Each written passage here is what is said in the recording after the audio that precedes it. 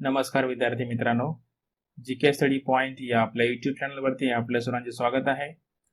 आज आपण बाळशास्त्री जांभेकर यांच्याविषयी संपूर्ण येथे माहिती पाहणार आहोत. बाळशास्त्री जांभेकर यांचा जन्म 6 जानेवारी 1812 रोजी सिंधुदुर्ग जिल्ह्यातील पोंभुर्ले या गावी झाला. पोंभुर्ले हे गाव पूर्वी रत्नागिरी जिल्ह्यामध्ये होते. 1825 मध्ये बाळशास्त्री जांभेकर पुढील शिक्षणासाठी मुंबईला आले आणि मुंबईला आल्यानंतर सदाशिव काशीनाथ उर्फ बापू छत्रे यांच्याकडे त्यांनी इंग्रजी शिक्षण घेतले. बापू छत्रे हे बॉम्बे नेटिव्ह एज्युकेशन सोसायटीचे नेटिव्ह सेक्रेटरी होते. बापूशास्त्री शुक्ल यांच्याकडे बाळशास्त्री जांभेकर यांनी संस्कृत या विषयाचे शिक्षण घेतले. बाळशास्त्री जांभेकर यांना मराठी, संस्कृत, इंग्रजी, बंगाली, गुजराती, कानडी, तेलुगू, फारसी, फ्रेंच, लॅटिन व ग्रीक अशा भाषा अवगत होत्या. वयाच्या 17व्या वर्षी बाळशास्त्री जांभेकर हे बॉम्बे नेटिव्ह एज्युकेशन सोसायटीचे डेप्युटी सेक्रेटरी झाले आणि त्यानंतर 2 वर्षांनी ते सेक्रेटरी सुद्धा झाले होते.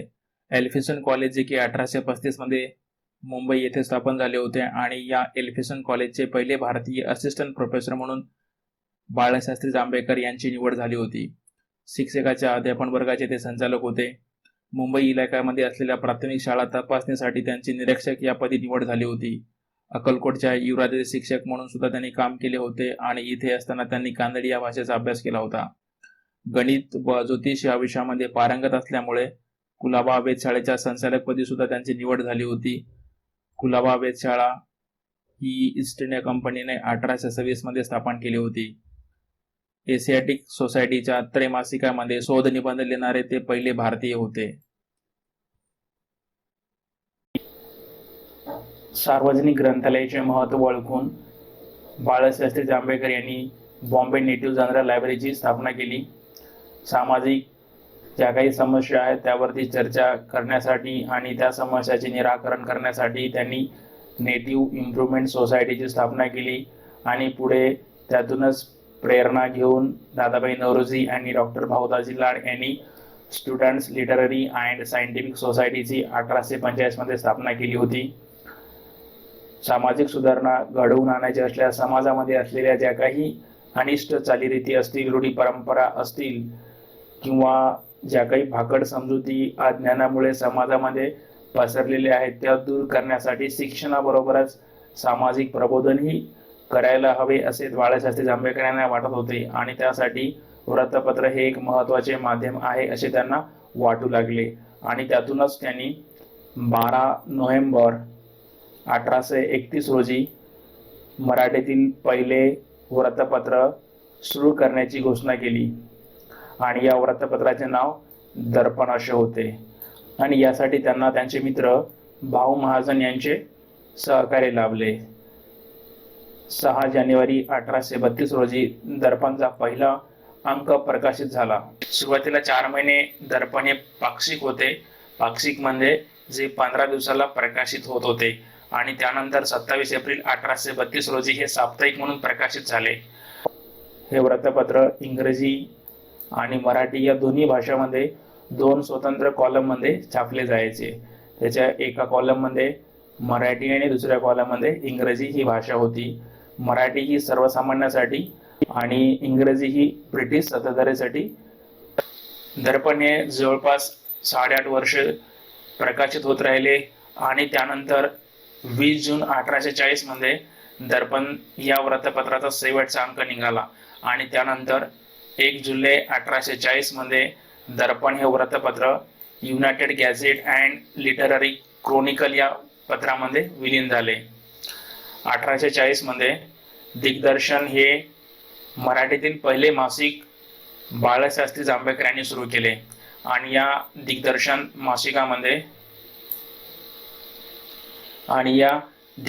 मासिकामध्ये त्यांनी भौतिकशास्त्र, रसायनशास्त्र, गणित, भूगोल व इतिहासावरील लेख प्रकाशित केले. मुंबईचे गव्हर्नर सर जेम्स कार्नक यांनी त्यांना 1840 मध्ये जस्टिस ऑफ पीस ही पदवी बहाल केली.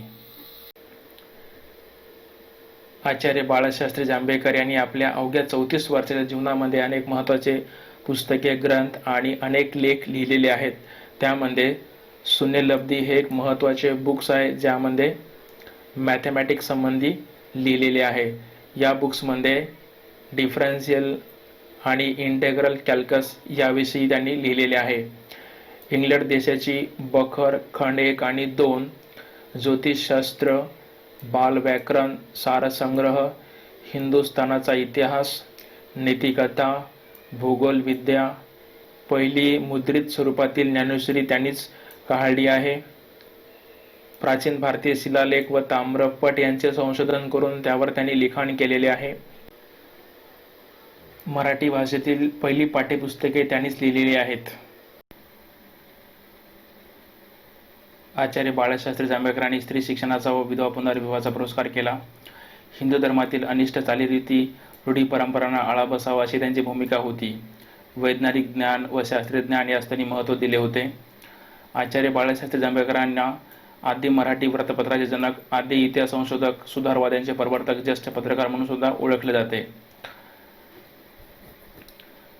गोविंद शेषाद्री या ब्राह्मणास 2 मुले होते. मोठ्या मुलाचे नाव नारायण शेषाद्री होते आणि छोट्या मुलाचे नाव श्रीपाद शेषाद्री होते. नारायण शेषाद्रीने 13 सप्टेंबर 1843 रोजी ख्रिश्चन धर्म स्वीकारला होता आणि श्रीपाद शेषाद्री हा नारायण शेषाद्री सोबत राहत असल्यामुळे हा सुद्धा ख्रिश्चन धर्म स्वीकारण्याच्या मार्गावरती होता. त्यामुळे त्याला बहिष्कृत करण्यात आले होते. आचार्य बाळशास्त्री जांभेकरांनी श्रीपाद शेषाद्रीचे शुद्धीकरण करून त्याला पुन्हा हिंदू धर्मात घेण्याची व्यवस्था केली होती. त्यामुळे तत्कालीन सनातनवाद्यांनी त्यांना बहिष्कृत सुद्धा केले होते. यावरून असे दिसते की आचार्य बाळशास्त्री जांभेकर हे जरी पाश्चात्य ज्ञान विज्ञानाचे पुरस्कर्ते असले तरी ते हिंदू अभिमानी होते. कोकणामध्ये शिलालेख व ताम्रपट संशोधन करत असताना 17 मे 1846 रोजी बनेश्वर येथे त्यांचा मृत्यू झाला. पश्चिम भारतातील आदी ऋषी असे न्यायमूर्ती चांदावरकर यांनी म्हटले होते. आचार्य बाळशास्त्री जांभेकरांना मराठी वृत्तपत्राचे जनक म्हणून सुद्धा ओळखले जाते. त्यामुळे 6 जानेवारी हा त्यांचा जन्मदिवस महाराष्ट्रामध्ये पत्रकार दिवस म्हणून साजरा केला जातो. आचार्य बाळशास्त्री जांभेकर यांच्याविषयी आता जी काही माहिती आपण बघितलेली आहे त्या माहितीच्या आधारे इथे काही प्रश्न दिलेले आहेत, तर ते प्रश्न आपल्याला इथे सॉल्व्ह करायचे आहेत. आचार्य बाळशास्त्री जांभेकर यांच्याविषयी जी काही माहिती आपण पाहिलेली आहे त्या माहितीच्या आधारे इथे काही प्रश्न दिलेले आहेत, तर ते प्रश्न आपल्याला सॉल्व्ह करायचे आहेत. इंग्रज शासनाने 1840 मध्ये जस्टिस ऑफ पीस म्हणून कोणाची नेमणूक केली होती, तर इथे पर्यायमध्ये आहेत राजाराम मोहन राय, बाळशास्त्री जांभेकर, दादोबा पांडुरंग तर्खडकर, भाऊ महाजन. तर आपल्याला माहीत आहे की मुंबईचे गव्हर्नर जेम्स कार्नक यांनी 1840 मध्ये बाळशास्त्री जांभेकर यांना जस्टिस ऑफ पीस ही पदवी बहाल केली होती. म्हणजे इथे पर्याय क्रमांक 2 हे उत्तर आहे. श्रीपाद शेषाद्री हे प्रकरणच्या समाजसुधारकाशी संबंधित होते, त्यांचे नाव ओळखा. तर इथे पर्याय आहेत जगन्नाथ शंकर शेठ, बाळशास्त्री जांभेकर, भाऊ दाजी लाड, छत्रपती शाहू महाराज. तर आपल्याला माहीत आहे की बाळशास्त्री जांभेकरांनी श्रीपाद शेषाद्रीचे शुद्धीकरण करून त्याला हिंदू धर्मात येण्यासाठी व्यवस्था निर्माण केली होती. त्यामुळे इथे पर्याय क्रमांक 2 म्हणजेच बाळशास्त्री जांभेकर हे उत्तर आहे. आचार्य बाळशास्त्री जांभेकरांनी मराठीमध्ये खालीलपैकी कोणते पुस्तक लिहिले होते? ऑप्शनमध्ये आहेत इतिहास, शून्यलब्धी, व्याकरण, छंदशास्त्र. तर इथे शून्यलब्धी हे जे पुस्तक आहे ते मराठीमध्ये त्यांनी लिहिले होते आणि त्यामध्ये डिफरन्शियल आणि इंटेग्रल कॅल्कस या मॅथमॅटिकल कन्सेप्टचा समावेश होता. त्यामुळे पर्याय क्रमांक 2 हे उत्तर आहे. आचार्य बाळशास्त्री जांभेकर यांच्यावरती वन लायनरमध्ये बरेच प्रश्न बनू शकतात. त्यामध्ये दर्पण हे वृत्तपत्र कोणत्या पत्रामध्ये विलीन करण्यात आले? तर याचे उत्तर आहे United Gazette and Literary Chronicle. Darpan या वृत्तपत्राचा पहिला अंक कधी प्रकाशित झाला? तर आपल्याला माहिती आहे 6 जानेवारी 1832 मध्ये. दर्पण या वृत्तपत्राचा शेवटचा अंक कधी प्रकाशित झाला? तर याचे उत्तर आहे 20 जून 1840. मराठीतील पहिले मासिक कोणते होते? तर याचे उत्तर आहे दिग्दर्शन. महाराष्ट्रामध्ये पत्रकार दिवस कोणत्या दिवशी साजरा केला जातो? तर याचे उत्तर आहे 6 जानेवारी.